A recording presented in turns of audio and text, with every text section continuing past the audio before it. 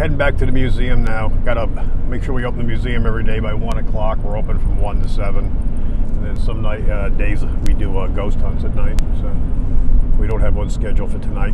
Thank goodness. Got enough stuff on my plate. So we're just going to be heading back now. I'm going to take in some of the back roads.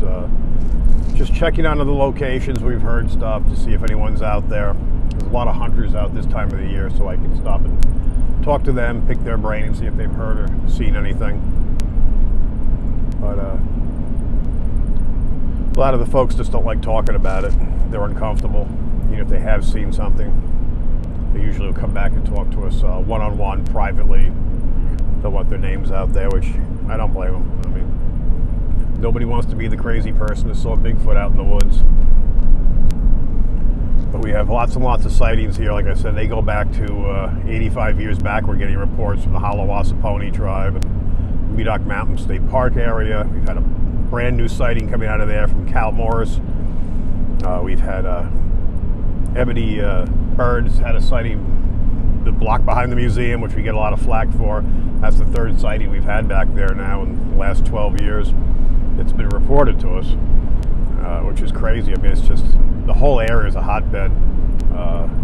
Who knew? I mean, before I moved down here, I knew about sightings up in Cherokee, Boone area, up by the mountains. And but now this place is just blowing it away as far as people reporting things. And these aren't crazy people. These are people have nothing to gain and everything to lose by talking about their sightings. So, you know, deputy sheriffs, lawyers, you know, just people that have had this on their mind, or in a couple of cases, brand new sightings, but quite a few of them are older.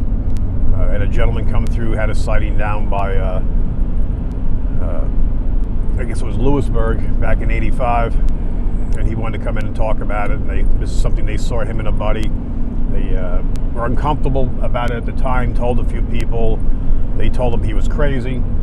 Never talked about it again. And that's common. And now he's finally more comfortable with it, being a little bit more popular. Came up to the museum with his grandson and actually pinned the map and told us a little bit of information.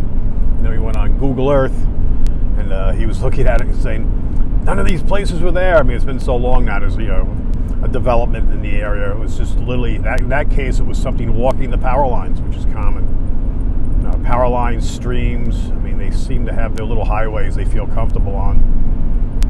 But lots and lots of sightings, and we'll keep on following up, and we're going to make sure we make people as comfortable as possible. That's why we have the database online, so people can report things anonymously. We want to make people comfortable. Today's a cold one, although a little bit of trekking I'm doing, which wasn't a lot this morning. It's better than yesterday, but it's cold and windy. But anyway, little windy road. A couple weeks ago, we were back up in the mountains, up above Boone. Ended up in Bristol, Tennessee. That's where I actually ended up spending the night in one of the hotels up there. And that was the weekend I did the hike on Hungry Mother State Park, another spot up there in Virginia, another place we've gotten a lot of sightings in that area. So that's what we're going to continue to do. We're going to try to keep on getting out. Most of the time, unfortunately, it's going to be me, but I'm going to try to send out some of the other people too.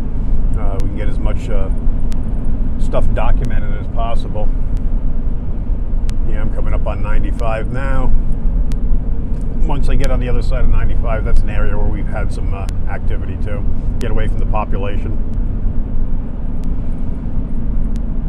Nice swampy area up there. We've had some of the hunters say they've seen some weird stuff and found some unusual prints. But anyway, we're going to be checking back in later. We appreciate you guys listening, subscribing to us.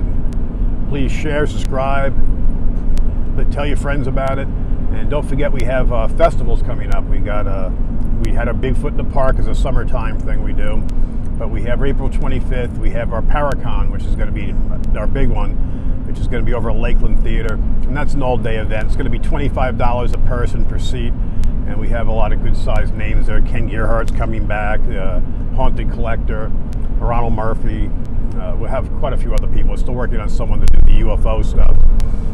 And so we'll be posting that up. Hopefully we'll get the tickets on for sale this week. Set it up with one of the ticket sale places. And passing Oasis now. But we'll get that going.